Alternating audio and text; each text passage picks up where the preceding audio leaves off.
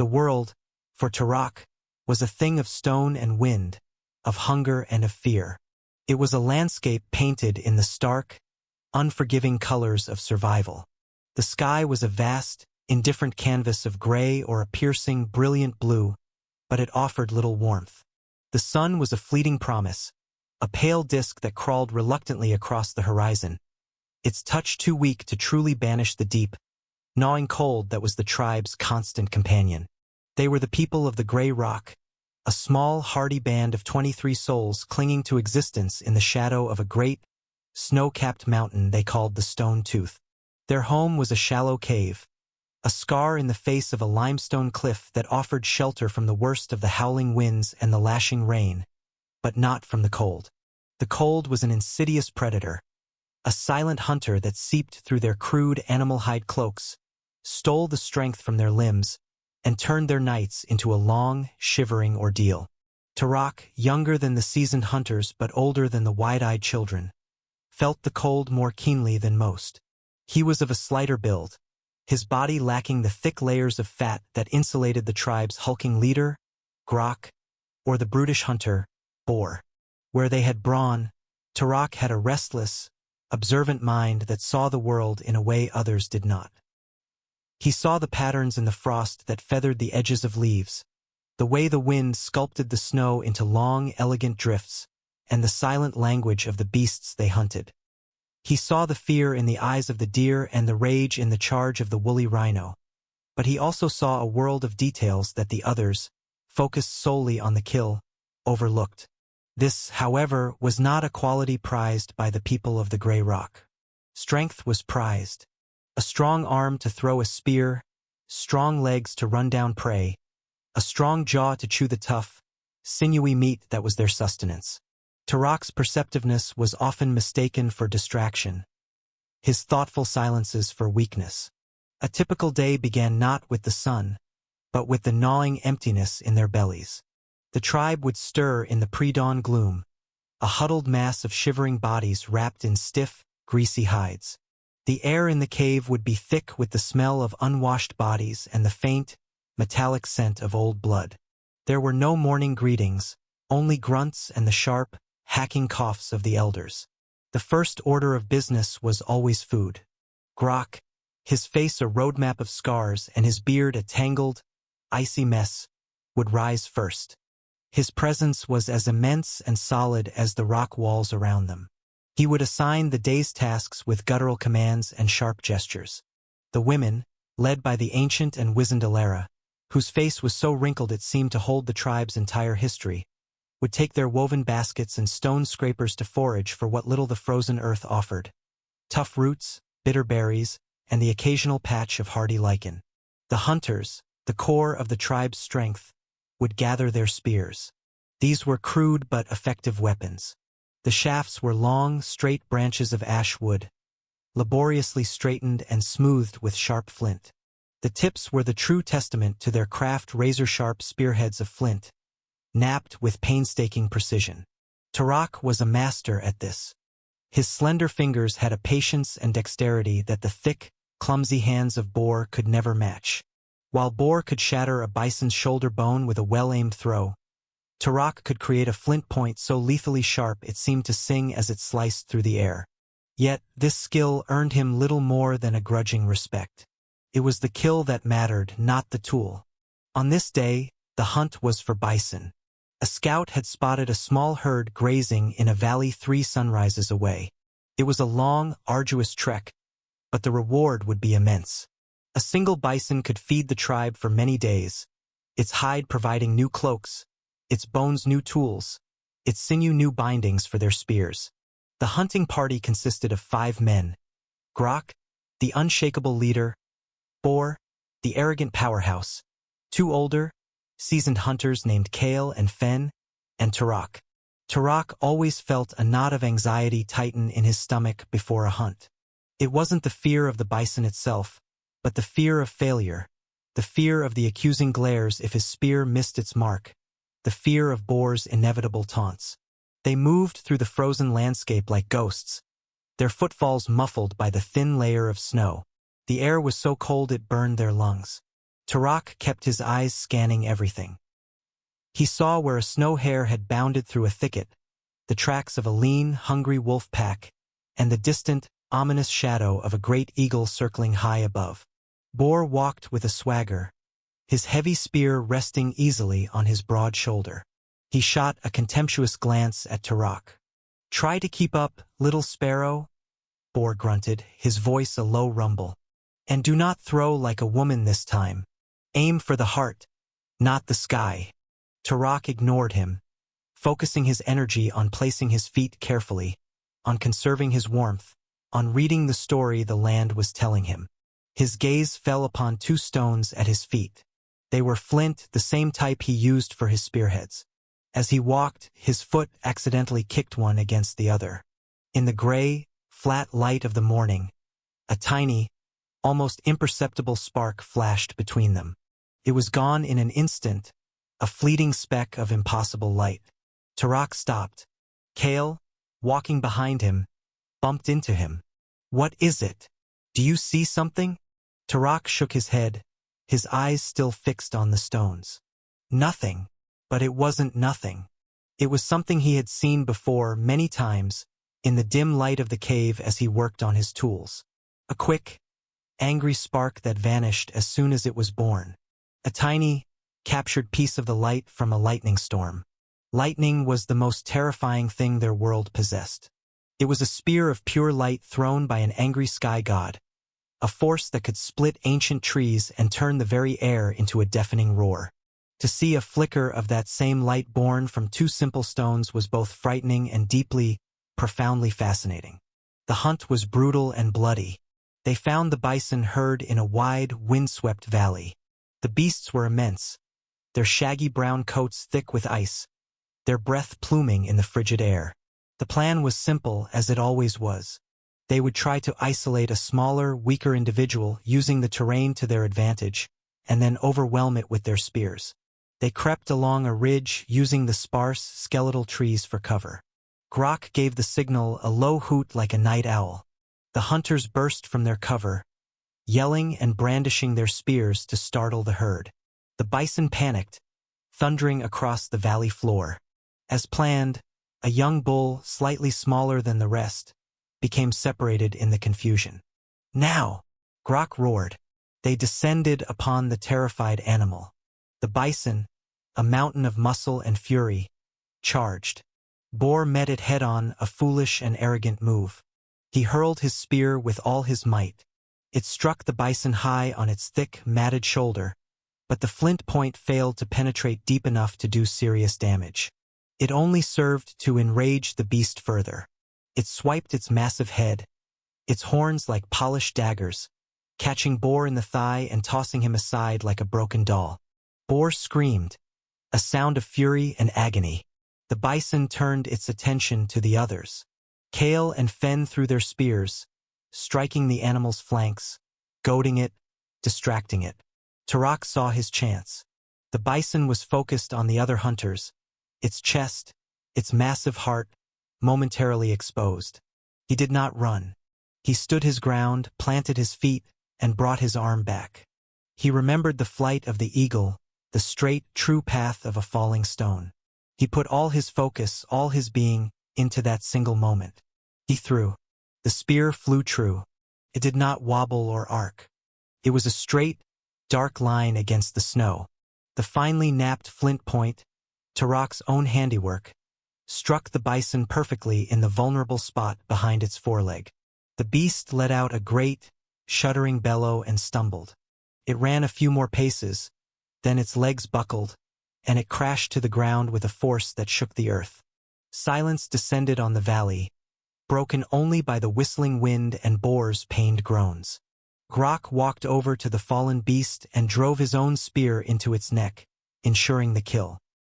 He then looked at Tarak, and for the first time, Tarak saw not just grudging respect, but something akin to awe in the old leader's eyes. The journey back was even more difficult. Boar's leg was badly gashed, and he had to be supported by Kale and Fen. The choicest cuts of meat were loaded onto a crude sledge made of branches and hide. The mood was grim, A successful hunt was marred by a serious injury. Boar's wound would likely fester. In their world, a deep wound was often a death sentence. They ate that night in the usual way. The meat was hacked into chunks with flint knives and distributed among the tribe. Tarak watched them eat, their powerful jaws working tirelessly to tear and grind the raw, bloody flesh. It was tough, and much of the energy gained from the food was spent simply consuming it. The children struggled, their small teeth unable to cope with the sinewy texture. The elders often had to give up, their worn-down teeth useless against the raw muscle. Later, as the tribe huddled together for warmth against the encroaching night, Elara began one of her stories. Her voice was a dry, rustling whisper, but everyone listened. Her stories were their only history, their only connection to the ancestors who had come before. She spoke of the first cold, a time when the world was new and the stone tooth was a young mountain. She spoke of the sky spirits and the earth giants. And she spoke of the night walkers, the terrible beasts that owned the darkness, the great cave lion with teeth like sabers, the giant, short-faced bear that was larger than any bison, the silent, ghost-like wolves. The fire in her stories was always a thing of terror, a destructive force wielded by angry gods. The burning spear of the sky falls and eats the forest, she chanted, her bony hands drawing pictures in the air. It is rage. It is death. It is not for the people. Tarak listened, but his mind was elsewhere. He was thinking of the spark, the tiny, man-made sun. He clutched 2 pieces of flint in his hand, the same ones he had picked up in the valley. Under the cover of his hide cloak, he struck them together. A small spark flashed, illuminating the underside of his cloak for a fraction of a second. It was beautiful. It was his. The next few days were a blur of activity. Boar's wound grew worse. His leg was swollen and hot to the touch. He lay in a corner of the cave, moaning in a feverish delirium. Elara tried to treat him with poultices of crushed leaves and mud, but they did little good. The smell of sickness and impending death began to fill the cave. The tribe's mood soured. The bison meat was a blessing, but the shadow of Boar's decline hung over them. The cold seemed to bite deeper, the nights longer. Tarak found himself spending more and more time at the mouth of the cave, looking out at the world, his mind wrestling with a new obsession. He experimented endlessly. He struck his flints together, watching the fleeting sparks die in the cold air. He knew he needed something to catch the spark, something to feed it. He tried dried moss, but the spark was too quick. He tried the fluff from the seed heads of winter grasses. Nothing. His obsession did not go unnoticed. The boy's mind has been touched by the wind, he heard Fen mutter to Kale. He plays with stones while a hunter dies. One afternoon, a great storm rolled down from the peak of the stone tooth. The sky turned a bruised purple-gray, and the wind howled like a hungry wolf. The tribe retreated to the deepest part of the cave, their fear of the storm almost palpable. Then came the lightning. It was a storm of immense power. The lightning came not in single strikes, but in great, searing sheets that lit up the entire landscape in a terrifying, ghostly white. The thunder was not a rumble, but a physical blow that vibrated through the rock of the cave. The children wailed, burying their faces in their mothers' cloaks. Even Grok, the unshakable leader, had his hand on his spear, his eyes wide with primal fear. Then came a strike so violent, so close, that it felt as if the stone tooth itself had been cracked in two. A deafening roar tore through the air, followed by the sound of a giant tree splitting apart. Even from the depths of the cave, they could see a new, terrifying light. When the worst of the storm had passed, a few of the hunters cautiously crept to the mouth of the cave. Tarak was with them, about 100 paces from their cliff, an ancient, gnarled pine tree, one that had stood for generations, was now a pillar of fire. The lightning had struck it, and now it was being consumed by a monstrous, roaring, dancing light. The people of the gray rock stared in absolute terror. This was the burning spear of Alera's stories, the rage of the sky gods made real. They backed away, their faces masks of awe and dread. But Tarak was transfixed. He saw the terror, but he felt something else. He felt the heat. Even from this distance, he could feel a gentle, miraculous warmth pushing back against the biting cold. He saw the light, a brilliant, vibrant orange and yellow that held the darkness at bay, making the world outside the cave as bright as day. He saw how the smaller animals, the hares and foxes, gave the burning tree a wide, fearful berth. The fire was a hunter, yes, but it was also a guardian. For the rest of the day and into the night, the great tree burned. The tribe stayed deep within their cave, casting fearful glances at the flickering light. But Tarak could not stay away. He sat at the mouth of the cave, wrapped in his hide, and simply watched. He watched the flames leap and dance, a living thing of impossible beauty. He felt its warmth on his face, a comfort he had never known. As the night wore on, the fire began to shrink. The mighty roar softened to a gentle crackle. The pillar of flame dwindled, leaving a glowing, pulsating heart of red and orange embers. The fear in Tarak's heart was slowly being replaced by a desperate, audacious idea. The fire was dying. The gift of warmth and light was fading from the world.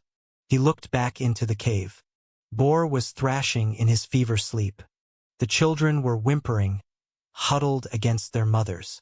The cold was already beginning to creep back in. He looked at the dying fire, at its glowing heart. It was a choice, to remain in the cold, familiar dark, or to approach the terrifying, wondrous light. Making a decision that went against every story he had ever been told, against the collective fear of his entire people, Tarak rose to his feet. He found the driest, most solid-looking branch he could find near the cave entrance. His heart hammered against his ribs, a frantic drumbeat of fear and exhilaration. He was disobeying the gods, the spirits, the ancestors. He walked out of the cave and into the night, towards the glowing embers of the shattered tree. The ground was warm beneath his feet.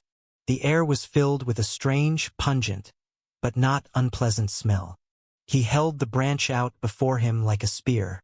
His hands were shaking so much he could barely hold it steady. He knelt before the glowing heart of the tree. The heat was intense, a living presence that pushed against his skin. He hesitated, his mind screaming at him to run, to go back to the safety of the cave. Then he thought of the shivering children, of Bor's fading life, of the endless, numbing cold. With a deep breath, he pushed the tip of his branch into the deepest, brightest part of the glowing embers. For a moment nothing happened. Then, a tiny wisp of smoke curled from the wood. A small, orange eye opened on the tip of the branch. A tiny flame flickered, hesitated, and then caught. It grew, licking eagerly at the dry wood. A small, dancing teardrop of the sun. It was alive. He had captured it. Tarak slowly, carefully pulled the branch back.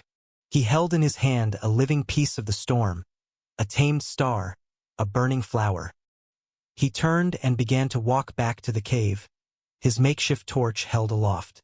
The light bobbed and danced before him, casting his own elongated, flickering shadow against the cliff face. As he reached the entrance, the people of the Grey Rock saw him.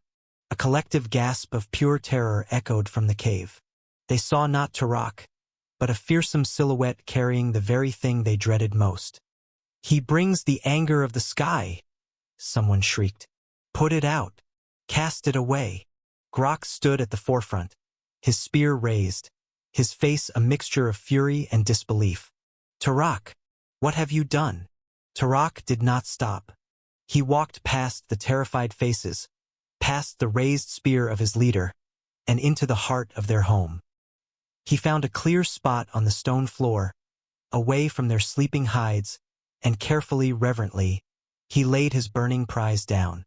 The flame on the branch illuminated the shocked, fearful faces around him, painting them in a warm, flickering light they had never seen indoors.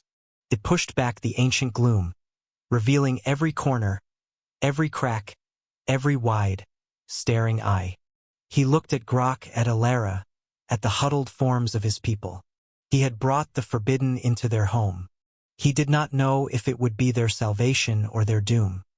He had only one thought, a truth that burned as brightly as the flame at his feet. The tyranny of the cold was over. The silence in the cave was a living thing, thick with a fear so profound it was almost solid. The 22 remaining souls of the people of the Grey Rock were frozen, their bodies rigid, their eyes locked on the impossible thing that now lived in the center of their home. It was a small flame, feeding on the dry pine branch Turok had brought, but in the enclosed, familiar darkness of the cave, it seemed as vast and as terrifying as the burning tree from which it had been born. It crackled and hissed, a tiny, defiant voice in the oppressive quiet. Its light was a wild, untamed spirit, casting long, dancing shadows that writhed on the stone walls like tormented ghosts. Grok stood poised, his knuckles white on the shaft of his spear. Every instinct, every story handed down through generations, screamed at him to extinguish this unnatural invader. It was a violation. The cave was their sanctuary, a place of shadow and safety. This thing was an intruder of light and heat, an emissary of the very sky rage they had always hidden from. "You have brought a curse upon us." Grok's voice was a low, dangerous growl. He took a step forward, his intention clear. "No." Turok's voice was surprisingly steady, though his own heart was pounding a frantic rhythm against his ribs. He stood between Grok and the fire, his arms slightly raised, a gesture of both protection and plea. "Look." He did not point to the flame itself, but to what it was doing. The light, which moments ago had seemed so terrifying, was pushing back the suffocating gloom. They could see each other's faces with a clarity the gray daylight outside never afforded. They could see the intricate patterns on the hides they wore, the subtle colors in the stone walls, the fear in their neighbors' eyes. The deepest recesses of the cave, usually lost to an absolute blackness where unknown things might dwell, were now revealed. The darkness, their lifelong tyrant, had been forced into retreat. And there was the warmth. A gentle, persistent heat began to radiate outwards from the small fire. It was a tentative touch at first, but it was undeniable. It was a warmth that did not come from the huddling of bodies, but from an external source. It crept under their cloaks, caressed their cold, stiffened limbs, and began to thaw the deep, perpetual chill in their bones. The children, who had been whimpering in fear, slowly fell silent. One of the youngest, a little girl named Fia, unconsciously shuffled a little closer to the strange, warm light. Alara, the ancient keeper of their traditions, stared at the flame with an expression Turok could not read.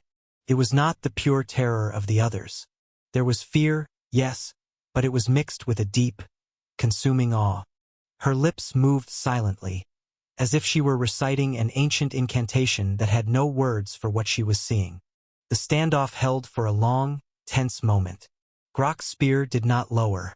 Bor, from his sickbed of hides in the corner, let out a pained, feverish moan. The sound broke the spell. Turok seized the opportunity. "Bor is cold," he said, his voice ringing with a newfound authority. "The fever sickness is made worse by the cold. This will help him. It will fight the cold that weakens him." This was a concept so new it was revolutionary. They had always fought against predators, against hunger, but the cold was a force of nature they simply endured. The idea of fighting it was unheard of. Grok hesitated. His duty as leader was to protect the tribe, not just from external threats, but from foolish, dangerous acts from within. Yet, his gaze flickered towards Bor's shivering form. The hunter was one of their best. His loss would be a crippling blow. Slowly, reluctantly, Grok lowered his spear. He did not approve, but he would wait. He would watch. The decision marked a subtle but seismic shift in the tribe's dynamic. For the first time, Turok's vision had overridden the leader's authority. The first night with fire was a revelation. Turok knew the small branch would not last long. He carefully added other pieces of dry wood and twigs he had gathered, painstakingly feeding his captured star. He became the fire's keeper, a role that had never existed before. He could not sleep. He sat by the fire, mesmerized, feeling a sense of responsibility so immense it was almost crushing. This small, hungry life depended on him. The tribe did not sleep either. They lay on their hides, but their eyes remained open, watching the flickering light. They did not huddle together in a single, shivering mass as they usually did. They could spread out, each in their own space, yet all connected by the shared warmth and light of the central hearth. The usual night sounds from outside, the distant howl of a wolf pack, the screech of some unseen creature seemed less threatening. The beasts of the dark, the night walkers of Alara's tales, would not venture near this strange, new light. The mouth of the cave, usually a gaping maw of terrifying blackness, was now a protected threshold. For the first time in their collective memory, they felt truly safe in the night. The morning brought a new miracle. The bison meat from the hunt was beginning to turn. A faint, unpleasant smell clung to the chunks of flesh that remained. Grok, inspecting their supply, grunted in displeasure. They would have to eat as much as they could and discard the rest. Waste was a bitter pill to swallow when hunger was never far away. One of the children, playing too close to the fire, stumbled and dropped his piece of tough, raw bison meat. It fell right at the edge of the flames, onto the hot stones that Turok had placed around the fire pit. The boy, afraid of the heat, cried out but did not dare retrieve it. Before anyone could react, a strange new smell filled the cave. It was not the raw, coppery smell of blood, nor the sour scent of meat beginning to spoil. It was a rich, savory, and utterly intoxicating aroma. Their heads turned. Their nostrils twitched. Saliva flooded their mouths. Turok, using 2 sticks, carefully poked the piece of meat out of the hot ashes. It looked different. The outside was no longer red and glistening, but a dark, crisp brown. It was sizzling, a fat droplet popping in the heat. Curiosity overwhelmed caution. Turok picked up the hot morsel, blowing on it to cool it. It was a piece of meat he would normally have struggled to chew. He put it in his mouth. The effect was instantaneous. His eyes widened in disbelief. The meat was not tough and sinewy. It was tender. It yielded to his teeth with an ease that felt magical. And the taste was an explosion of flavor he had no words for. The raw meat they ate was a single metallic note. This was a symphony. It was rich, smoky, and deeply satisfying. He tore off a small piece and held it out to Grok. The leader eyed him with suspicion, then looked at the transformed meat. He took it, smelled it, and then, with a grunt, chewed it. The same shock and wonder spread across his rugged features. He tore a larger piece from the cooked chunk and ate it, his usual grunts of effort replaced by sounds of pure pleasure. Within moments, the entire tribe was clamoring for a taste. Turok, overwhelmed, showed them how to place strips of meat on the hot stones. The cave filled with the sounds of sizzling fat and the incredible aroma of roasting meat. For the first time, a meal was not a chore, but a joyous occasion. They discovered that cooking not only made the meat tender and delicious, but it also masked the unpleasant taste of the meat that was beginning to spoil, making it edible again. Nothing was wasted. This discovery was as profound as the discovery of warmth and light. It was a revolution on a stick. It meant more nutrition, less energy expended on chewing, and the ability to utilize food sources that had been too tough or unpalatable before. Even the toughest roots, when placed in the hot embers, became soft and sweet. Their world of food had suddenly, miraculously expanded. The fire, which they began to call the heart flame, was now the undisputed center of their world. It was the source of warmth, light, safety, and now delicious food. It changed the very rhythm of their lives. The evenings were no longer for shivering and sleeping, but for gathering. They would sit around the heart flame, their faces illuminated by its gentle light, and for the first time, they truly talked. Alara, seeing that the fire was not a curse, found a new role. The flickering light and the captive audience were a storyteller's dream.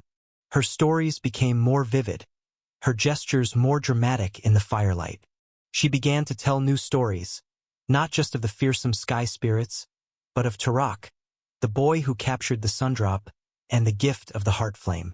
The tribe's history was being rewritten in real time, with a new hero at its center. Turok's status was transformed. He was no longer Turok the little sparrow, the quiet toolmaker. He was Turok the firekeeper. The responsibility was immense. The heart flame was a hungry god. It constantly needed to be fed. The need for a steady supply of dry wood became a new, critical chore.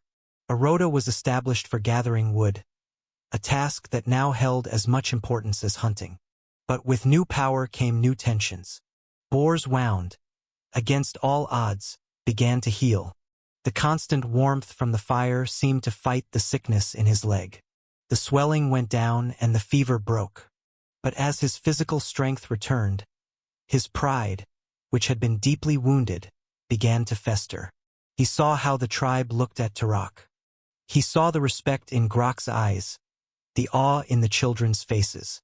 He, Boar, the strongest hunter, had been laid low while Turok, the weakling, had become the tribe's most important member. He saw the heart flame not as a gift for the tribe, but as the source of Turok's power. And he wanted it. The fire should belong to the strongest, Boar declared one evening, his voice loud and challenging. He had limped to his feet and stood over Turok, casting a large, intimidating shadow. A hunter should command it, not a stone chipper. The fire does not have a commander, Turok replied calmly, not looking up from where he was carefully adding a log to the flames. It has a keeper. It needs care, not strength. I can care for it, Boar sneered. He reached down and grabbed a large, unseasoned log, tossing it clumsily onto the fire. The damp wood hissed and smoked, choking the flames and filling the cave with acrid smoke. The fire, which had been burning brightly, dwindled to a sullen, sputtering glow. The tribe coughed and their eyes watered. Faye, the little girl, began to cry. Grok shot Boar a look of pure fury. You are a fool. You almost killed it. Turok calmly removed the damp log and gently coaxed the struggling embers back to life with small, dry twigs and his own breath. The bright, clean flame soon returned. The lesson was clear to everyone. The fire required not brute force, but wisdom and patience, the very qualities Turok possessed. Boar, humiliated, limped back to his corner, his eyes burning with a new, cold hatred. The fire continued to change them in ways they could never have anticipated. Turok, ever observant, noticed how the tip of a wooden stick, left too close to the embers, had hardened and turned black.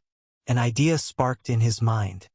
He took one of their hunting spears, a simple sharpened stick without a flint tip, and carefully roasted the point in the coals.